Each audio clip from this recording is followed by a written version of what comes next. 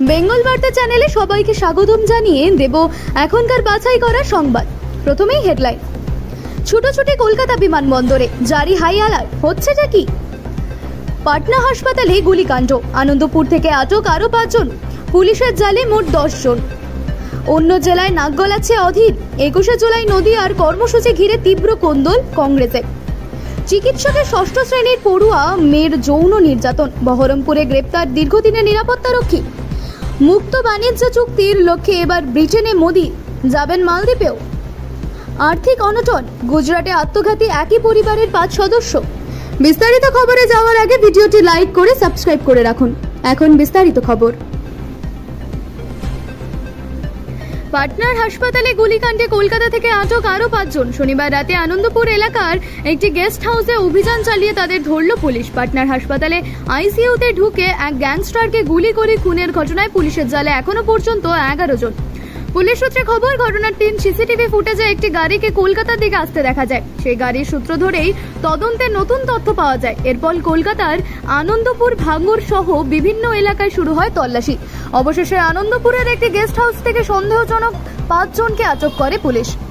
সেই গেস্ট হাউসের উল্টো দিকের এক বাসিন্দা জানান, সন্ধ্যে 7:30 নাগাদ দেখি এলাকা পুলিশে ভরে গেছে।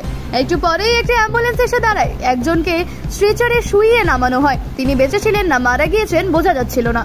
পুলিশ ঘণ্টাখানেক ছিল, তার মধ্যে সবকিছু ঘটে যায়।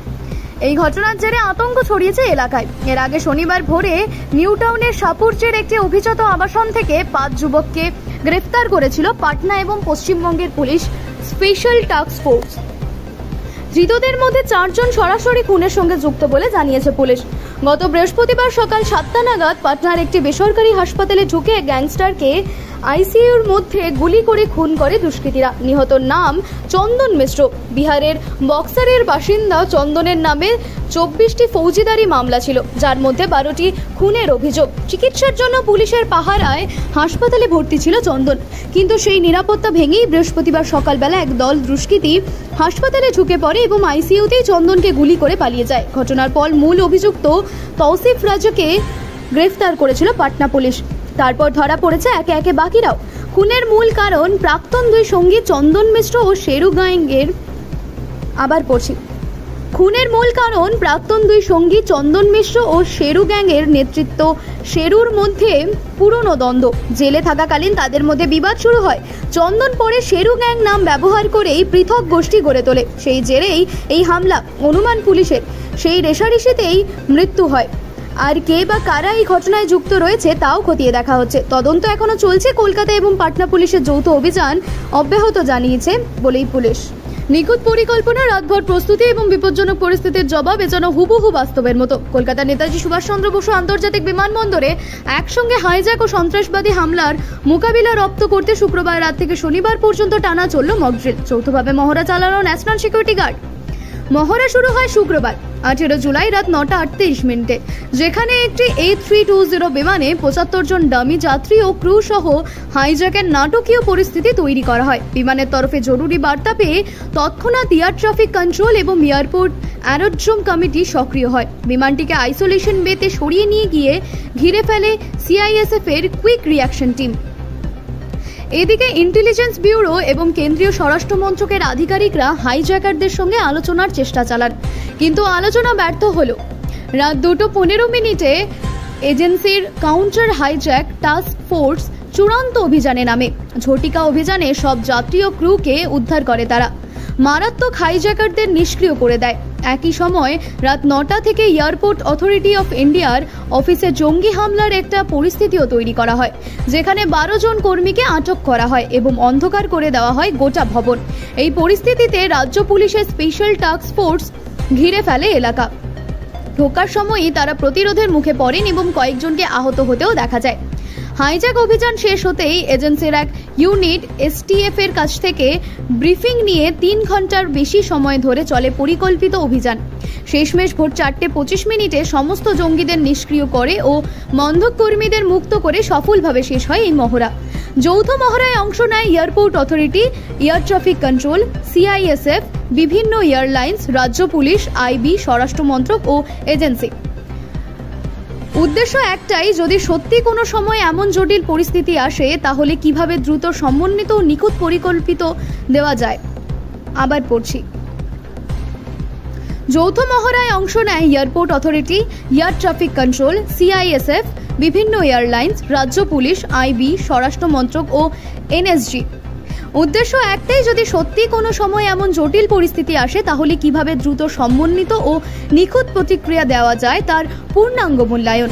বিমানবন্দর কর্তৃপক্ষ এবং এয়ারপোর্ট অথরিটির তরফে এই মহড়ার অংশগ্রহণকারী সমস্ত সংস্থাকে ধন্যবাদ জানিয়ে বলা হয়েছে, অসামরিক বিমান চলাচলের ক্ষেত্রে সর্বোচ্চ নিরাপত্তার মান বজায় রাখাই আমাদের অগ্রাধিকার। নদিয়ায় কর্মসূচি অথচ মুর্শিদাবাদ জেলা নেতৃত্বের ব্যানারে, তাও আবার নদিয়া জেলা সংগঠনকে সম্পূর্ণ অন্ধকারে রেখে। 21শে জুলাইয়ের মতো গুরুত্বপূর্ণ দিনে প্রাক্তন প্রদেশ কংগ্রেস সভাপতি অধীর রঞ্জন চৌধুরীর ডাকে পলাশী চলো কর্মসূচি নিয়ে তীব্র ক্ষোভ কংগ্রেসের অন্দরে। নদিয়া জেলার নেতৃত্বকে না জানিয়ে কেন এই কর্মসূচি, এই প্রশ্ন তোলার পাশাপাশি কালীগঞ্জ উপনির্বাচনে কংগ্রেসের প্রার্থী কালিবুদ্দিন শেখ, তার স্পষ্ট অভিযোগ অধীর চৌধুরী অন্য সংগঠনে নাক গলাচ্ছে। এ নিয়ে ফেসবুক পোস্টে তীব্র ক্ষোভ উগরে দিয়েছেন কালিবুদ্দিন। পাশাপাশি তিনি বিষয়টি নিয়ে চিঠি পাঠিয়েছেন কংগ্রেস সভাপতি মল্লিকার্জুন খাড়গেকে, প্রাক্তন সভাপতি রাহুল গান্ধী সহ হাইকমান্ডের নেতাদেরও। মমতা বন্দ্যোপাধ্যায় কংগ্রেস ছেড়ে বেরিয়ে তৃণমূল গঠনের পর 21শে জুলাই আলাদাভাবে শহীদ দিবস হিসেবে পালন করেন। তবে যেহেতু 1993 সালে সচিত্র পরিচয়পত্রের দাবিতে প্রতিবাদ হয়েছিল যুব কংগ্রেসের নেতৃত্বে এবং তাতে শহীদ হন যুব নেতারা, তাই কংগ্রেস আলাদাভাবে এই দিনটি পালন করে থাকে। এবারেও তার ব্যতিক্রম হচ্ছে না, কিন্তু গোল বেঁধেছে এক জেলা সংগঠন আরেক জেলায় কর্মসূচি ঘোষণা করে দেওয়ায়। গত মাসে নদিয়ার কালীগঞ্জ উপনির্বাচনের ফল প্রকাশের দিন বোমাবাজিতে মৃত্যু হয় এক নাবালিকার। তা নিয়ে কম রাজনৈতিক শোরগোল হয়নি। এবার 21শের শহীদদের শ্রদ্ধাজ্ঞাপন অনুষ্ঠানে অধীর চৌধুরী সেই ইস্যুকে হাতিয়ার করেছেন। নাবালিকা তামান্নার খুনের বিচার চেয়ে তিনি পলাশী চলো ডাক দিয়েছেন মুর্শিদাবাদ জেলা যুব কংগ্রেসের ব্যানারে। প্রাক্তন প্রদেশ কংগ্রেস সভাপতি এই কর্মসূচিতে আপত্তি। নদিয়ায় কংগ্রেস নেতা কালিবুদ্দিন শেখের ফেসবুক পোস্টে তিনি তোপ দেগে প্রশ্ন তুলেছেন, কংগ্রেস সংবিধানের কোন ধারায় লেখা আছে যে একটি জেলার কমিটি অন্য জেলায় গিয়ে সভা করতে পারে? ভারতীয় যুব কংগ্রেস অনুমোদিত এবং নির্বাচিত নদিয়া জেলা যুব কংগ্রেস সভাপতি কালীগঞ্জ বিধানসভা যুব কংগ্রেস সভাপতিদের এই সভা করার দায়িত্ব দিতে পারতেন, তারাই আপনার সভা ব্যবস্থা করে দিত। নদিয়া জেলা কংগ্রেসকে বারবার অপমান করছেন কেন? তার আরও ক্ষোভ, 21শে জুলাই যুব কংগ্রেসের কাছে একটি পূর্ণতিথি। আপনি মনে করতে পারবেন 1993 সালে 21শে জুলাই আপনি কোথায় ছিলেন? পারবেন না, কারণ আপনি সেদিন ধর্মতলাতেই ছিলেন না। আমাদের মতন হাজার হাজার যুব কংগ্রেস কর্মীরা কিন্তু মৃত্যুর ভয় না পেয়ে সেদিন মিছিলে সামিল হয়েছিলাম। তারপরেও লাশ কাটা ঘর পর্যন্ত আমরাই ছিলাম, আপনি ছিলেন না। আজ আপনি ঘটা করে 21শে জুলাই পালন করতে আসছেন সেই কালীগঞ্জে। কাকে রক্ষা করতে বারবার কালীগঞ্জে আসতে হয় আপনাকে? কালীগঞ্জ নিয়ে এত ইন্টারেস্ট আপনার? চিকিৎসকের 6ষ্ঠ শ্রেণীর পড়ুয়া মেয়ের যৌন নির্যাতন, গ্রেপ্তার আবাসনের নিরাপত্তা কর্মী। শনিবার রাতে ঘটনাটি ঘটেছে মুর্শিদাবাদের বহরমপুরে। অভিযুক্তকে আদালতে পেশ করেছে পুলিশ। আজ তাকে আদালতে পেশ করা হয়েছে। বহরমপুরের স্বর্ণময়ী রোডে একটি বিলাসবহুল আবাসনে 6ষ্ঠ শ্রেণীর এক ছাত্রীকে যৌন নির্যাতনের অভিযোগ ওঠে নিরাপত্তারক্ষীর বিরুদ্ধে। নির্যাতিতা এক চিকিৎসকের কন্যা। ওই চিকিৎসকের অভিযোগ, নিরাপত্তারক্ষী আবাসনে দীর্ঘদিন ধরে চাকরি করেন।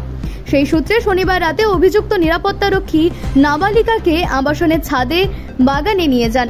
ওপর থেকে এলাকা দেখতে সুন্দর লাগে এই বলে নাবালিকাকে নিয়ে গিয়ে তার উপর নির্যাতন চালানো হয়েছে বলেই অভিযোগ। আগামী 23 থেকে 26 জুলাই ব্রিটেন ও মালদ্বীপ সফরে যাচ্ছেন প্রধানমন্ত্রী নরেন্দ্র মোদী। তার এই দ্বিদেশীয় সফরকে কূটনৈতিকভাবে অন্তত তাৎপর্যপূর্ণ বলে মনে করা হচ্ছে। সফরের মূল লক্ষ্য দুই দেশের সঙ্গে ভারতের